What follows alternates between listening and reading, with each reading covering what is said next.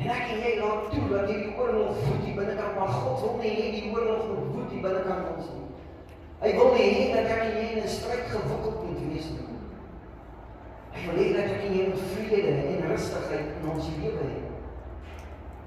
Terwyl ek die woord voorberei en ek het van die mense gesels, kom hierdie PlayStation speletjie op. Ek het dit nog nooit gespeel nie. Maar die PlayStation speletjie is God of War. En ek wil begin vanoggend met 'n inleiding met dit om vir julle te verduidelik. In hierdie speletjie, wat is eintlik aan die gang? As ons kyk na die volgende skyfie, ek weet nie of julle hom gaan kan sien. The battlefield of the gods is in your heart. Your heart is shaped by your thoughts. Dit wat jy aan dink is die binnekant en dis wat die battlefield die binnekant ons is. Sê die woord van God nie vir my en vir jou, dit wat in jou hart is, sal oorloop uit die mond uit. Dit loop nie oor uit die gedagtes uit nie, dit kom uit die hart uit. En ek het so 'n bietjie navorsing gaan doen oor hierdie storie, waarvan ek met u wil praat vanoggend. God at war. Dit gaan oor 'n twee fases oor. Die eerste een gaan oor die Griekse saga van 'n God wat beklei teen ander gode in die Griekse mitologie. En later van tyd is daar 'n tweede saga waar hy beklei in 'n Noorse mitologie en waar die God wat besig is om oorlog te maak, eintlik versoening bring tussen hom en sy seun. Die storie gaan oor Kratos, 'n Spartan warrior. Artemis, wat die God of War is, kry hom op 'n stadium dat hy sy familie doodmaak. En omdat hy sy familie doodmaak en hy vind uit wat Artemis gedoen het, gaan hy maak vir Artemis dood en hy word die God of War. Maar die binnekant in hom brand dit hierso, want die God of War waarmee hy besig is, gaan oor wraak en haat en woede en al sulke goed wat beheer neem oor sy liggaam of beheer neem oor hom. En dis wat hy is. Op die einde van die dag beklei hy teen verskillende gode. Hy beklei teen Thor, hy beklei teen Zeus, hy beklei teen die champions en alles, en die wraak en die haat wat in sy lewe is, dryf hom daarna dat hy sy eie lewe neem. Hy het 'n stryd gehad as gevolg van hierdie wraak en dit wat beheer gehad het in sy lewe. Ek en jy het 'n stryd. Want baie maal is daar ander gode in my en jou lewe. En daar's 'n stryd, ek wil doen dit wat goed is, maar ek wil dit nie doen nie. Want jy sien die gode wat is besig om teen mekaar te beklei, die geestelike oorlog daar binnekant, is daar in jou verhoudings van verbrokkel, en op die einde van die dag gaan dit lei tot jou eie dood. Wanneer ek praat van jou eie dood, praat ek nie van die fisiese dood nie, ek praat van geestelike dood. Want jy sien hierdie gode wat die binnekant is, gaan jou dryf. En hy gaan jou dryf en hy gaan jou sterker maak en jy gaan meer wil hê en daar is sekere aspekte waaroor ons gaan deel oor die volgende paar Sondae wat gaan oor dinge wat ons nie eintlik van die kansel af praat nie. Ons praat nie seks van die kansel af nie, maar dit is deel van die afgode in ons lewe. Mag, autoriteit,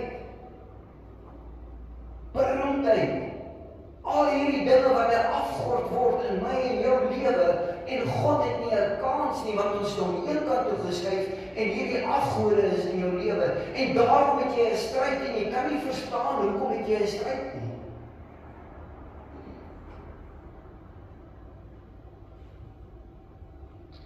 Ek wil hierdie storie vat en ek wil dit neertrek aan ons lewens. God wil die God in jou lewe hê. Maar ek en jy kies partymal as gevolg van haat, as gevolg van weerwar, as gevolg van woede dat hierdie God in ons lewe is. En dan kan ons nie verstaan hoekom die dinge verkeerd gaan nie. Dan kan ons nie verstaan hoekom werk dinge nie soos wat dit moet nie. Maar Here, ek wil U dien. Ek wil voluit van U lewe, maar die binnekant het ek 'n stryd om dit te kan doen. Baie van ons gaan so ver en ons vat hierdie afgod en ons skuif hom eenkant toe. Maar jy kan hom nie eenkant toe skuif nie, want daar waar die leemte is, gaan hy terugkom. En wanneer ek en jy hierdie afgod een kant toe skuif, dan moet daai leemte gevul word en dit kan net gevul word deur God. Anders dan gaan jy terugkom en jy gaan nie die oorlog wen nie en jy gaan nog steeds 'n stryd hê saam met dit. Wees eerlik van hom. Daar stryd maar die binnekant, jy weet ek moet nie kwaad word nie. Jy weet ek moet nie dit doen. Jy weet ek moet nie dit doen nie, maar ek doen nie dit. Jy weet wat sê die woord van God. Daar's 'n stryd binnekant in jou. En God wil hê jy moet hierdie stryd kan wen.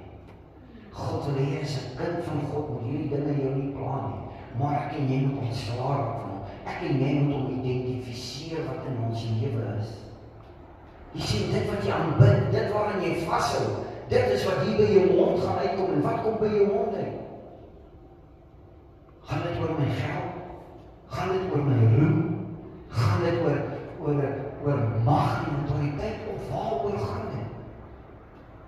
Ek gaan met jy 'n paar getuies deel van die mense met wie ek gesels het en wat met my gesels het daaroor so deur die loop van dit. Jy geweet, obesity. Toe die persoon vir my sê, ek sê toe ek 'n kind was. En ek het nie ingepas in die skool nie, want ek was nie hier rugby help nie. Ek huis toe gegaan en my maat vir my comfort gegee in kos. En dis waar ek gaan soek het. Ek kon later aan myself nie meer keer nie. Enige druk wat in my lewe is, het ek oorgegee en ek het net begin eet. En dit het erger gemaak want die kinders by die skool het my begin spot. Die kinders by die skool het, maar dit wat ek gesoek het, ek het dit in my lewe ingebring en kos het 'n afgod geword in my lewe. Totdat ek besef het dat ons moet ontslae raak van my God. En wanneer Jesus Christus in jou lewe instap, dan verander dit en jy laat hom die God van jou lewe word en dit laat hom jou gedagtes en jou denke verander, want hy wil in beheer van jou lewe wees. En die storie wat jy vanoggend gehoor het, wil ek van toepassing maak op hierdie reeks. Hoe ek en jy, dink aan dit as 'n PlayStation game en jy gaan al hierdie dinge gaan jy ontslae raak. Jy gaan hulle kan wen, jy gaan hulle kan konker. En op die einde van die dag sal God die God wees wat regeer in jou lewe. Elke liedjie wat ons vanoggend gesing het ingepas met die woord van die Here. Het ingepas met deel wat hier saamgaan. Dit wat my vrou vanoggend gedeel het in daai psalm, ek is jou God. Hy wil nie jou God wees, hy wil nie tweedehands wees nie, hy wil nie tweede wees nie. In die ou vertaling sê hy, ek is 'n jaloerse God. Hoekom? Hy het jou gemaak, hy het jou die asem gegee, hy het jou gemaak na sy beeld, hy het alles vir jou gegee, hy wil nie hê daar moet iets anders in jou lewe wees nie. Maar dit wat in jou lewe is besig om die stryd te word teen die goeie.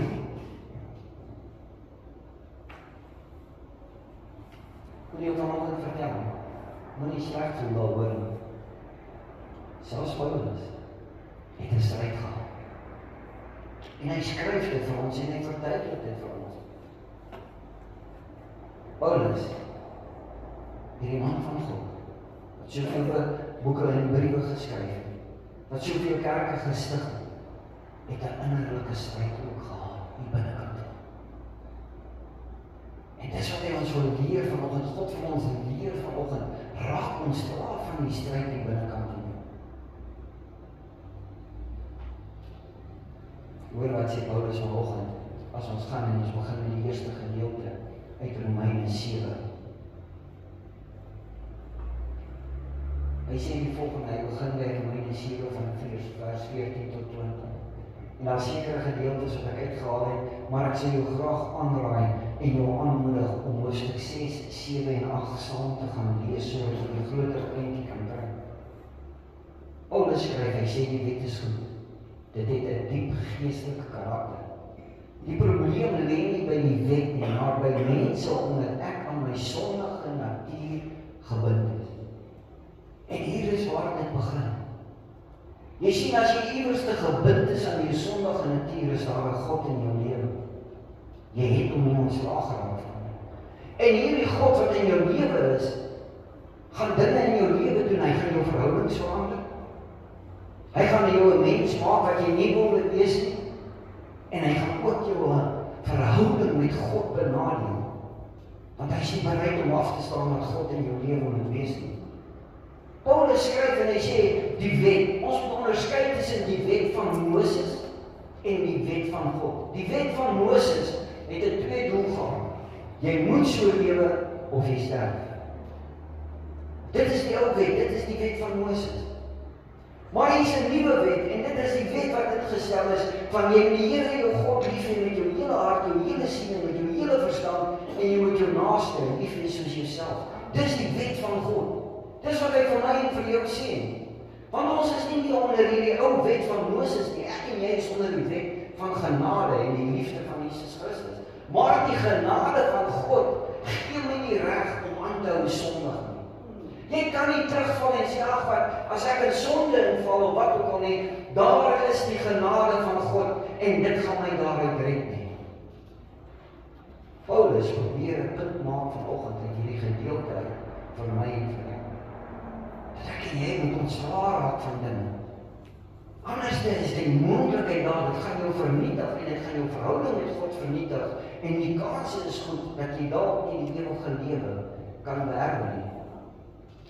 Hy sê maar by myself, omdat ek aan my sondige natuur gebind is. Hier is Paulus, en so dit Paulus sal sê, luister, ek is nie gebind aan my sondige natuur nie, ek lewe in God, ek is afhanklik van God, en dit is nie, maar hy sê daar is, ek en jy is gebore uit sonde as gevolg van Adam.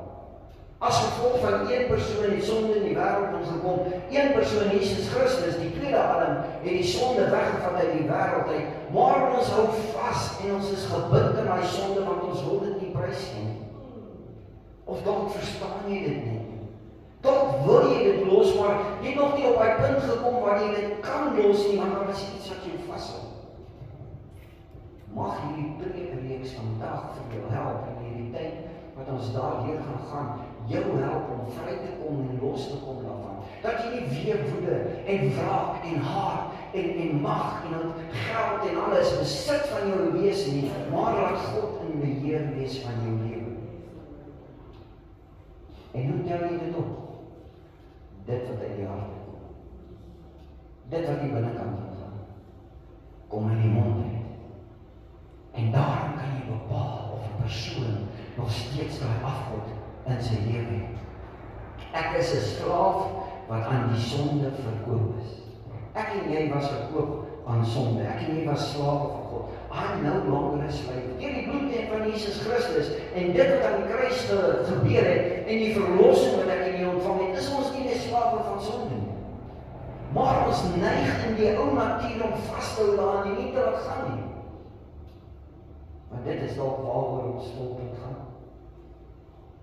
Die persoon deel met my, hy sê, pastoor, hy sê, vandat ek klein was en die omstandighede waarin ek groot geword het, het ek vir my gesê, ek sal uitsluit. Ek sal hierdie beroemde persoon word. Ek sal hierdie persoon word met die geld. En dit gaan nie alles oor geld. Ek het tyd gevat en ek het tyd afgestaan van my gesin af. Ek het hulle nagelaat en ek het hulle geskeep, want geld het vir my belangrik geword.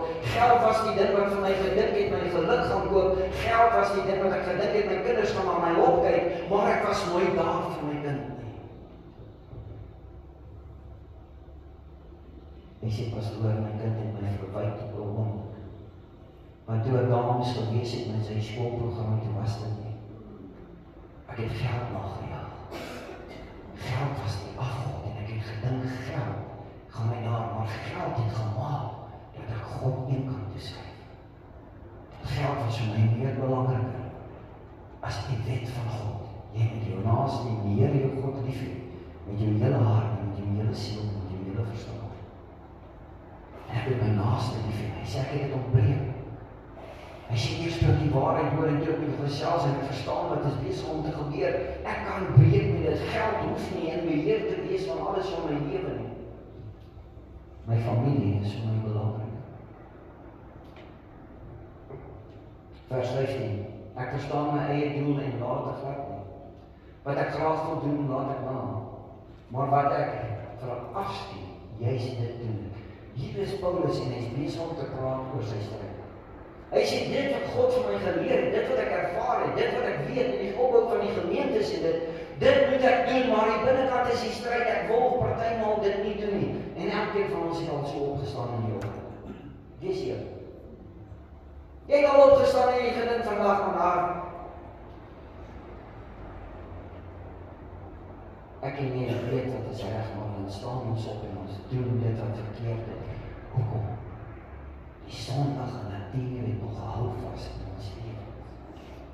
Die sondige natuur het nie nog gebind aan hom, ek is nie werklik vry nie. Hy sê in vers 16, as ek doen wat ek nie wil doen nie en my gewete kla my daaroor aan, erken ek self dat die wet goed is. Maar nou is dit nie meer ek wat die verkeerde doen nie, maar eerder die sonde wat in my woon. Hoor wat sê hy vanoggend vir jou. Hy sê, jy is nie 'n slegte persoon nie, God het nog nooit iemand sleg gemaak. Hy sê, jy wil dit doen, maar is daai ding wat nog daar is, wat hou vas op jou. Dis daai ding wat jy nog vastgebind hou, dis daai ding wat jy nog so bietjie in ketting sit. En dit is maar eerder die sonde wat in my woon. Vers 18, ek weet dat ek ten minste met my ou sondige natuur betref, nie oor die vermoë beskik om nie die goeie te doen nie. Hy sê ek kan die goeie doen. Dis eerste liedjie wat ons sing, sonder die Gees. As die Gees van God nie daar is nie, dan doen ons nie goed nie. Want die Gees van God kla ons nie aan nie. Jy sien, partymal kla hy ons aan en ons het hom al so doodgedruk, dat ons glad nie meer die stem van God hoor, wanneer jy die verkeerde ding wil doen nie.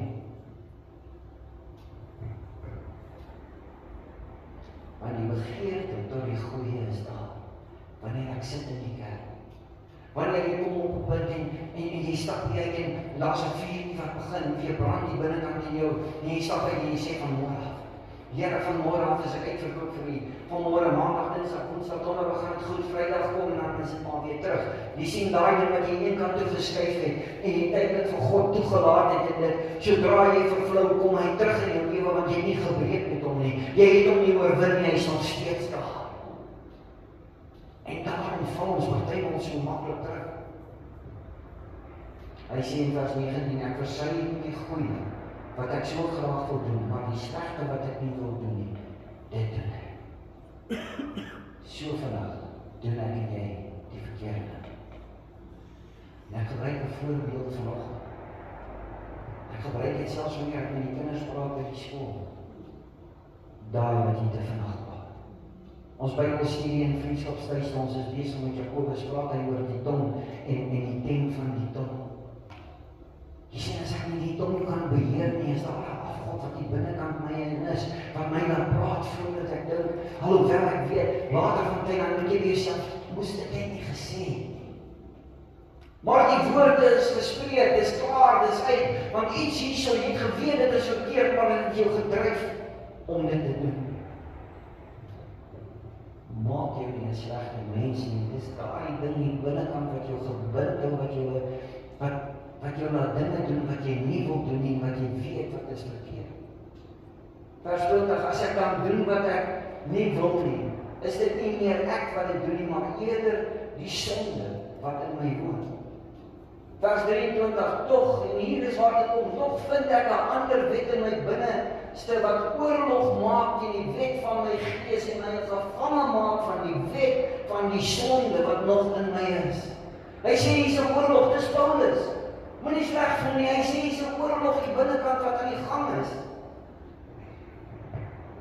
Jy sien, God wil in beheer wees, maar ek en jy wil nie dat gaan van die ander God nie. Ek en jy wil nie dat gaan nie, ons wil vashou in daai sondige natuur. Maak jou 'n gevangene van sonde. Dan kan jy nie sing nie, of jy kan nie met eerlike oorgawe sê, I am a child of God nie. Want wanneer is jy 'n kind van God op 'n Sondag? Of wanneer jy daai een kant toe geskuif het en vir die tydperk wat jy bietjie aan die brand is, maar dan kom hy weer terug. Jy is nog steeds gebind aan hom. Hy sê in vers 24, arme ek, wie sal my uit die doodstoestand kan red? Vanoggend as jy 'n stryd hier binnekant in jou het, wie gaan my daai stryd kan red? Nie jyself nie. Nie jyself nie. Die antwoord is in vers 25.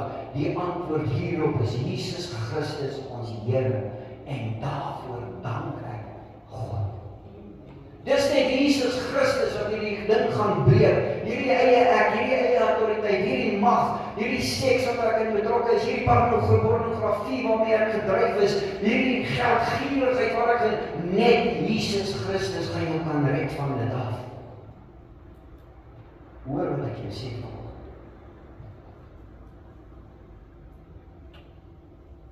Terwyl ek besig is met my navorsing, kom ek op Lisa.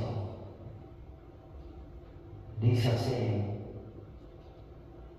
ek was gebore en ek het dinge gesien wat verkeerd is in my lewe en as gevolg van dit wat ek gesien het en toegelaat het, het ek 'n geneigtheid gehad om te neig na vrouens. Sy sê die begeerte was daar na die vrouens. Alhoewel ek in 'n Christelike huis groot geword het en geweet het dit is verkeerd, het ek nog steeds die begeerte gehad om daarna te hinker. Sy sê ek het kerels gehad en ek het die kerels uitgegaan. Sy sê maar die hinkering was daar. Sy sê die dag toe ek in 'n kerk instap en hulle bid vir my en hulle maak my vry, toe verander my lewe. En dit is nie meer daar nie, want ek besef, God is nou in beheer van my lewe. Ek het nie meer die sondige natuur wat my vashou nie. Ek het nie meer die sondige natuur wat my bind nie. God het gekom en hy het my vrygemaak en so het my gedagtes en dit verander. En ek het 'n gelukkige lewe in God. Sien die sondige natuur vir my en vir jou bind en wil keer dat jou verhouding met God kan reg wees. Hy wil vir jou roof en steel sodat jy nie die seën en die oorvloed en die genade van God in jou lewe en later van tyd sal hy so jou verhouding met God afbreek dat jy nie eers meer oor God wil praat. Die antwoord van dit alles is net soos wat Lisa getuig. Jesus Christus. Ek wil vanoggend vir julle sê, jy dalk 'n innerlike stryd en jy weet nie ons later raak van dit nie. En ek wil dit aanspreek oor die volgende paar weke. En dan die antwoord is Jesus Christus en dis hy wat jou gaan kan red. Pornografie. Die getuienis is van 'n pastoor gesê. Hy sê die volgende. En hier het my diep getref. Hy sê terwyl hy die pastoor se seun is met sosiale media en dit het ek agtergekom. Dat ek aan pornografie gebruik om myself te verryk. En hy sê die gullibleste mense wat hy kon kry is die mense wat in die kerk gesit het. Hy sê hy het mense gebruik in die kerk, sy ma het nie geweet wat hy besig is om te doen nie. Want in sy aftyd, op Woensdag was hy by die Bybelstudiegroep, op Woensdae het hy gebid. Om uit sy lewe geleer, maar agteraf was hy gebind aan hierdie ding en hy het dit gebruik. Hy sê totdat die Here in sy lewe ingestap het en dit gebreek. Daar's vandag nog mense wat vasgevang is met hierdie, want hulle het dit nog nooit gebreek nie, want hulle het nog nooit toegelaat dat Jesus Christus die antwoord is vir die breking van die ketting en die band wat hulle vashou. Hy skryf verder, hy sê die staak staan dus so, met my gees wil ek die wet van God gehoorsaam. Ek wil God lief hê met my hele hart, my hele siel en my hele verstand. Dis wat die Heilige Gees oortuigingswerk in my lewe doen. Maar as gevolg van my sondige natuur gehoorsaam ek die wet van sonde. Daarom kan ek so maklik stinne. Daarom kan ek so maklik kwaad word. Daarom kan ek so maklik neerkyk op iemand wat dalk nie gegoed is soos ek nie. Want jy sien, God sê vir my, ek moet my naaste lief hê soos myself. God sê ek moet hom eers lief hê. Maar die sondige natuur en voordat ek my kan keer, dan gesels ek en ek praat dinge wat verkeerd is. Die wet van die sonde is nog nooit vrygemaak daarvan nie. En dis die getuienis in baie van ons lewens. Kyk wat kom uit die mond uit. Kyk wat gebeur wanneer iemand gesels. Sorry dat ek op die kerk piek vanoggend. As jy uitstap en jy sê, ag, hierdie is stupid liedjies. Wat is in jou hart? Was God wat in jou hart is om hom te aanbid? Of was dit iets anders wat jy gekom het om te kritiseer vanoggend? Ek wil vir jou sê, daar's 'n wet van sonde wat jou bind in jou lewe en jy is nie vry nie. En vanoggend bietjie maar van my kwaad wees, maar ek vertel jou die waarheid. En God wil hierdie reeks gebruik om jou vry te maak van dit af. Want ons kan nie so aangaan nie. Ons maak mense binne in die kerk seer as gevolg van hoe ons optree om te sê, ons is kinders van die Here en ons is nie meer slaaf van sonde nie. Romeine 6 vers 11 skryf hy die volgende. En hy probeer om vir my en vir jou te leer vanoggend, en hy gaan ook so 'n bietjie raak vanoggend. En ek gaan jou so 'n bietjie herinner aan die dinge wat jy al gedoen het in jou lewe. Hy sê in vers 11, julle moet dus ook verseker weet dat julle vir die sonde dood is en nou vir God lewe deurdat julle met Christus Jesus een is. Hy sê as jy met Jesus Christus een is, kan jy nie meer sondig. Hy sê kan jy nie hierdie verkeerde dinge doen nie. Want die Gees van God is veronderstel om beheer te wees van jou lewe. Die Gees van God is die een wat heers in jou lewe. Jy kan nie hierdie ander dinge in jou lewe hê. Vers 12. Julle moet dus nie langer toelaat dat sonde julle aardse lewe beheer nie. Moenie teëgee aan sy verleidelike begeertes nie. Wow. Ek het al gesien toe ons kinders was en ek het al vir jou genoem. Die ouens wat gaan loop agter die houtwerkkamer. Skei die boom, dan val hulle daar. Al die rokers by mekaar. Gees trek gees. En jy kan dit duidelik sien. Gees trek gees en jy sal jou skaars met daai gees wat dit vir jou maklik maak. Moenie toegee aan sy verleidelike begeertes nie. Dis so lekker om met dit te gaan praat. Dis so lekker om dit te doen. Dis so lekker om 'n movie te gaan kyk waar dit die hele alfabet is en jy weet dit is verkeerd. Hy sê moenie toegee aan die verleidelike begeertes nie. Partymal moet jy breek met sulke mense. Partymal moet jy jou afsny van sulke mense, van die verleidelike begeerte. Ek weet, ek kan vrylik met hulle praat. Ek weet, ek kan my skaar by hulle. Ek weet, ek kan. As jy wil vrykom, moet jy breek van. Dan sê hy vir ons die volgende in vers 13. Julle is betrokke in 'n geestelike oorlog. Paulus weet waarvan hy skryf. En Paulus weet wat in my en jou lewe aangaan. Hy sê ek en jy is in 'n geestelike oorlog. En dit is nie die geestelike oorlog van Efesiërs 16. Hierdie is die geestelike oorlog in die binnekant in jou, waar jy vasgevang is aan die sonde, wat jou nog nie laat gaan het nie, en jy het nog nie laat gaan van die sonde in jou lewe. Moenie langer julle liggaamlike vermoëns as wapens van ongeregtigheid vir die sonde beskikbaar stel. Maar stel julle self voortdurend vir God beskikbaar, omdat julle uit die dood weer lewendig geword het. Stel al julle liggaamlike vermoëns as wapens van geregtigheid tot God se beskikking. Sien hoe doen ek? Ek die Here lief met alles wat ek het. En daarom sal ek doen dit wat hy van my vra. Daarom sal ek myself oorgee en ek sal toelaat dat hy my gebruik as die instrument, in plaas van die instrument van sonde, as plaas in die instrument van verkeerd doen, word ek die instrument en ek gebruik my gawes en my vermoëns om dit te kan doen. Gerrit was saam met my by die skool hierdie week. Purpose. Wat is jou doel in die jaar? Is jou doel om net geld te maak? Is jou doel om net te lewe vir jouself? Jy het 'n groter doel, en dis om jou liggaam en alles wat jy tot beskikking te maak, sodat God verheerlik kan word en sodat ek en jy 'n verskil in hierdie lewe kan maak. Ek en jy is nie gemaak om suurstofdiewe te wees nie. Ek en jy is nie gemaak vir die eie ek en ons eie dinge nie. Ek en jy is gemaak om ons liggaam oor te gee en alles wat ons sê, baie Louis Giglio skryf dit, hy sê passion and purpose. God het jou 'n unieke talent gegee wat jou passie is, of dit is om sport te speel, of dit is om te skilder, of om musiek te kan maak. Dis wat hy jou gegee het, dis jou passie, en hy sê gebruik hierdie passie vir die doel waarvoor ek dit vir jou gegee het, en dis om die naam te verheerlik. Jy is nie hier omdat jy 'n fout vir ongeluk is ek. Jy is hier, want God het dit bepaal. En God wil jou gebruik en hy wil hê jy moet jouself tot beskikking stel, sodat hy dit kan doen.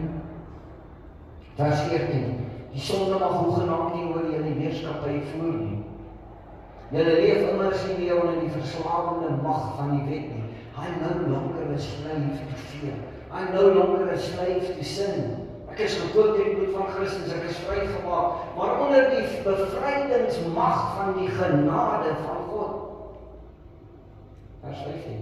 Aangesien ons God se genade ons vrygemaak het van die wet, beteken dit dat ons nou maar kan voortgaan om sonde te doen.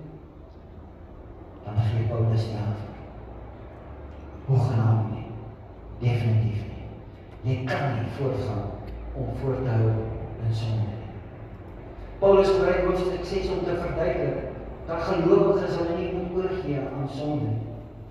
Om nog in sonde te leef en te dink God se genade is daar om terug te val is die verkeerde denke wat jy het. Dis nie wat God van my en vir jou vra nie. Ek doen vandag verkeerd, God gaan my môre vergewe en môre doen ek weer verkeerd, en God gaan my vergewe en môre doen ek weer verkeerd en dan gaan God my sal vergewe. Ek val maar net elke keer terug op die genade van God. Wil vir jou sê, jy misbruik die genade van God en dit gaan stop. Gelowiges mag onder geen omstandighede sonde in hulle lewens dophou. En Paulus gebruik 4 argumente hieroor as jy hier aan julle hoofstuk 6 gaan lees. Die eerste een, gelowiges is gedoop. Kan jy onthou toe jy gedoop is? Kan jy onthou toe jy in die kerk staan en jy sê ek roep hierdie mense as getuie dat ek sterf in Christus en ek staan weer uit op in dieselfde opstandingskrag, staan ek op uit die dood en ek is dood van sonde. Daarom sal ons nie afgode in ons lewe wil hê nie. Want ek is ons gedoop, was dit maar net 'n ritueel vir jou om jou goed te laat voel en mense te dink jy is goed. Mense weet jou aan jou vrug. Deur die doop het die ou sondige mens saam met Christus gesterf en het saam met Christus uit die dood opgestaan. Dit beteken ek en jy is dood vir sonde. Dis waar die doop gaan, dis hoe jy gedoop is dit? Jy het iemand geroep as getuie om te kan sien jy sterf in sonde. Die tweede een, ek en jy lewe onder 'n nuwe heerskappy. Daar's 'n nuwe sheriff in jou lewe as ek dit so kan stel. Daar's 'n nuwe koning wat jy nou aanbid. God is 'n nuwe koning en omdat ons onder sy beheer staan, moet hulle wapens, hulle liggaamlike vermoëns in sy diens gebruik om nie sonde te doen. Ek wyk so 'n bietjie af, maar ek voel ek gaan hierdie vir jou sê vanoggend. Toe Jesus sterf aan die kruis en die bloed het oor hom geloop, besef jy waaroor ons sy hart het geloop. Die doringkroon en die dorings gedruk het in sy kop en hier so bloed gemaak dat dit loop, sodat ek en jy bevryding kan kry oor ons oor wat die verkeerde dinge sê. Dat dit oor ons mond sal wees oor die verkeerde dinge wat ons praat, sodat ons daar vergifnis kan kry. Oor ons ore, sodat die verkeerde dinge wat ons daar hoor, ons vergifnis van kan kry. In die hande, en die bloed op die hande, veral ons dinge wat ons verkeerd gedoen het met ons hart. Die hou op die rug, vir elke keer wat ek nie weggedraai het van hom af, het hy die pak vir jou gevat. Die een sy, die spies en die bloed wat ingedruk is en die bloed en die water wat daar uitgekom het, die onvergewensgesindheid die binnekant in jou. Jy sien, die bloed het alles skoongemaak, die bloed het alles skoongewas, die bloed oor die voete was daar om ons sonde te vergewe, omdat ons nie die evangelie wil gaan verkondig nie. Jy sien, die bloed van Christus het jou volkome skoongewas. Waarom hou jy dan vas aan sonde? Ons moet ons gawes, ons oë, ons ore, ons mond, ons hande, ons voete, ons liggaam, moet ons gebruik tot eer en tot beskikking van hom en om te lewe soos wat hy wil hê ons moet lewe. Hy gebruik in vers 15 tot 20 gebruik hy van slawerny. Van slawe is destyds algehele gehoorsaamheid verwag. 'n slaaf moes doen dit wat sy baas van hom vra. Paulus maak nou 'n geestelike toepassing. Vroeger was die gelowige slawe van die sonde, nou is hulle slawe van God. Hulle mag dus nie meer aan sonde gehoorsaam wees nie, net aan God. Hy praat dalk vanoggend hard, maar ek wil hê jy moet verstaan vanoggend, hy wil hê jy moet vry wees van hierdie goed. Hy wil vanoggend vir jou leer dat dit hoort nie in ons lewens nie. En dat wanneer jy gebind is met hierdie goed, dan gaan dit tyd kom wat jy dit gaan breek in dit wat ons gaan doen. Dan volgende bid wat hy praat in Hoofstuk 6 van vers 21 tot 23. Die resultaat van die mens se keuse. Die uiteinde van die sonde is die ewige dood. Die uiteinde van die lewe van toewyding aan God is die ewige lewe. Daarom is dit dom om jou aan sonde oor te gee, want dit gaan lei tot die dood. Hierdie ding wat jou bind, hierdie ding wat nog beheer het oor jou, gaan maak dat die verhouding met God so verbrokkel, dat jy jouself gaan oorgee aan die dood. Jou keuse. Dis nie God wat jou verplig nie. Dis nie God wat vir jou sê, doen dit nie, dis jou keuse. Romeine 8 vers 6 tot 9 sê vir ons die volgende. As jy sondige natuur jou denke oorheers, lei dit tot die dood. As sonde in jou hart is en dit oorheers jou mond, waarsku jy vir my en vir jou, dit gaan lei tot die dood. Maar as die Gees jou denke oorheers, beteken dit vir jou ware lewe en vrede.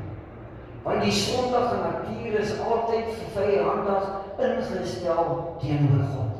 Ek weet dit is verkeerd, maar ek doen dit nog steeds. Ek weet God het my gewaarsku, die Heilige Gees sê vir my dis verkeerd. Jensen Franklin gebruik die voorbeeld. Hy sê toe hy 'n jong man was, hy sê daai eerste glas drank wat hy gevat het en hy bring dit aan sy lippe toe, was daar 'n stem wat vir hom gesê het, "It's wrong, put it down. It's wrong, put it down." Hy sê hy het die stem geïgnoreer. Die tweede keer toe was die stem sagter.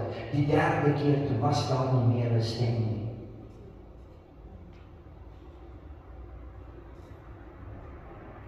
En die sondige natuur is altyd vyhandig ingestel teenoor God. En die sondige natuur gaan maak dat jy God in kan beskryf. En jy sal nie sy stem hoor nie. Dit rebelleer teen God se wet, want dit is sy aard. Dit is waarom die mens wat deur hulle sondige natuur beheer word, God nooit gelukkig kan maak nie. Hierdie is 'n harde woord. As jy volhou met sonde, kan jy God nooit gelukkig maak nie. As jy voortgaan met dit wat in beheer is van jou lewe, kan jy God nooit gelukkig maak nie. Dan sê hy in vers 9, maar julle word nie deur julle sondige natuur beheer nie. Hoekom? Die Heilige Gees woon in jou. Julle word beheer deur die Gees, omdat die Gees van God in julle woon. Onthou, iemand wat nie die Gees van Christus het nie, is nie een van sy mense. Hy wil vir my en vir jou waarsku vanoggend en vir my en vir jou sê, kom ons raak ontslae van daai ding waaraan jy vasgebind is. Daai ding wat vir jou sê, luister man, jy weet dit is verkeerd, maar doen dit in elk geval. Word in elk geval vir daai ou kwaad. Word in elk geval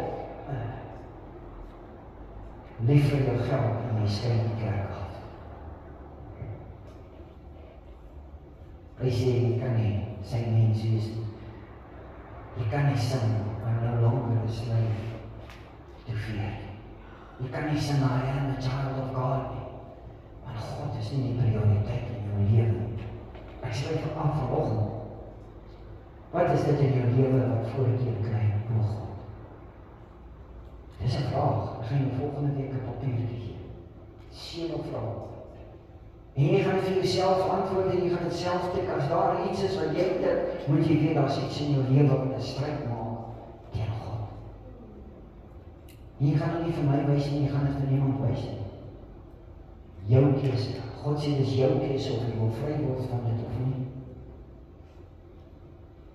Wat dit ook al is, of jy dink dit is goed of sleg, as dit God vervang in jou lewe, is dit 'n afgod. Wie en wat aanbid is, waarvoor ons lewe. Meeste van die tyd as ons nie lewe vir die Here nie, is daar 'n afgod wat eerste in jou lewe is. Gemaak.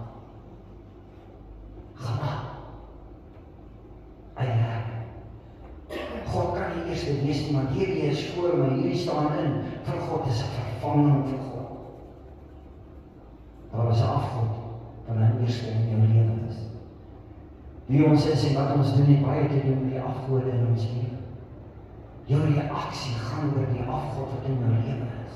Die afgod wat beheer het in jou lewe.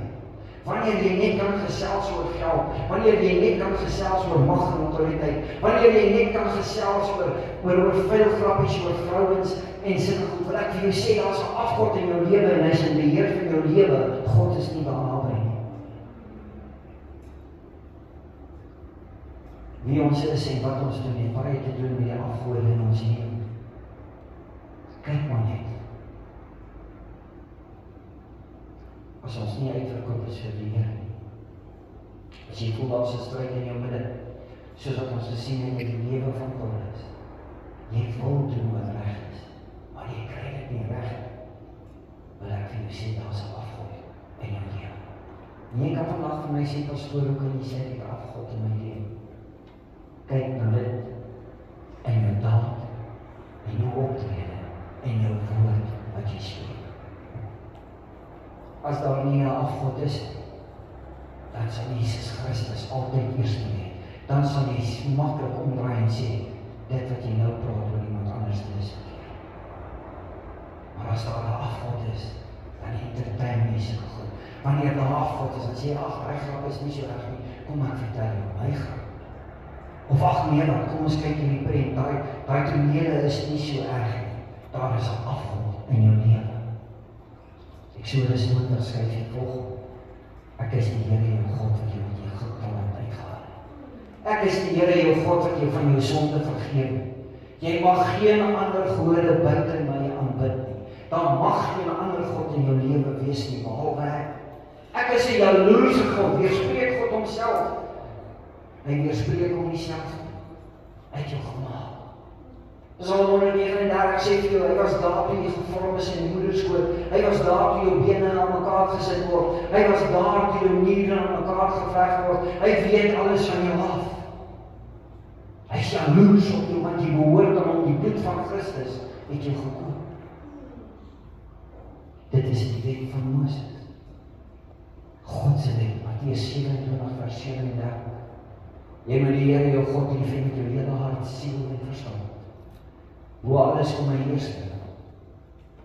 Hy is nog steeds 'n jaloerse God.